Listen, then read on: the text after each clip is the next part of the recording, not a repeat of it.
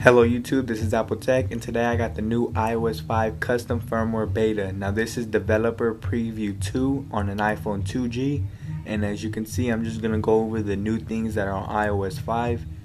Now the first thing you will need to know is when you restore your device to this firmware, you will have to reboot or download a couple things from Cydia to get the multitasking, the folders, and the wallpaper to appear.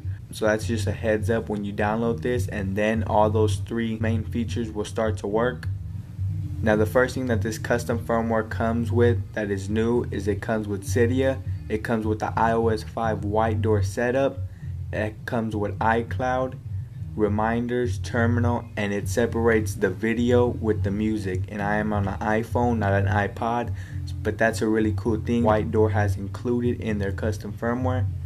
Now I'm just gonna go over them. Cydia does work. This iOS 5 Whited00r setup, it does not work. See, you can press it, you can click it, you can enable the multitasking, enable the wallpaper, and then the folders. You can enable the camera editing too, but at the end the screen turns white, as you can see. It does not work yet. Remember, it is beta, so everything won't be completed, so you can just exit the application and nothing will happen.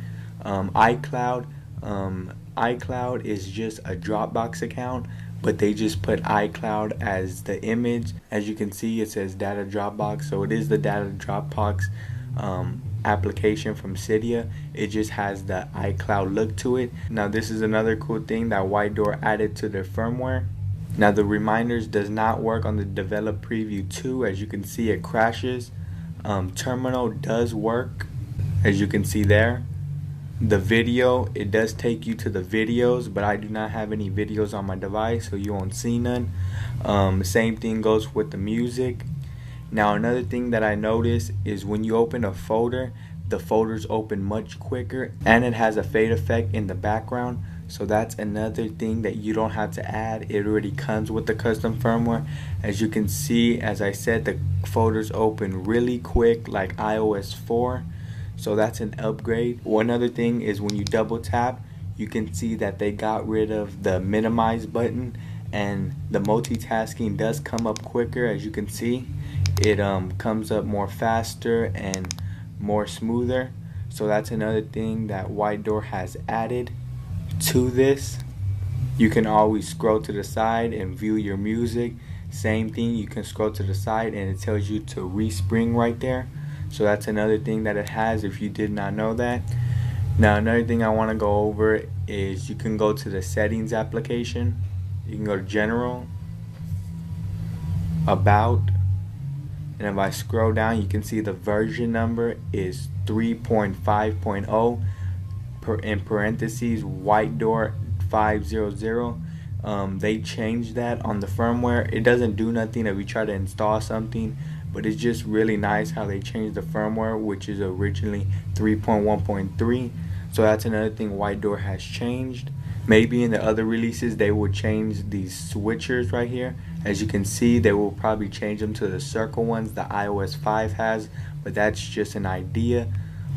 Wallpaper does work on this. As you can see, if I select this wallpaper and I put set, you can see that I can set it for my lock screen and my home screen. So I'm just gonna select it for my home screen because I really do like this wallpaper.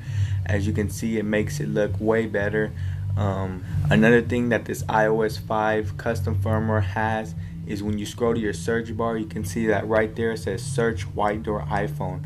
To me, I really like that, and it's just another add-on to the custom firmware.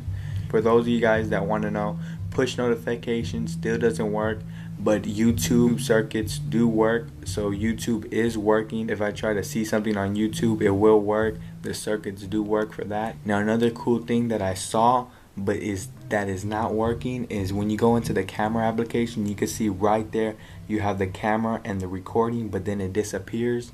So that's just a bug that the beta has to fix.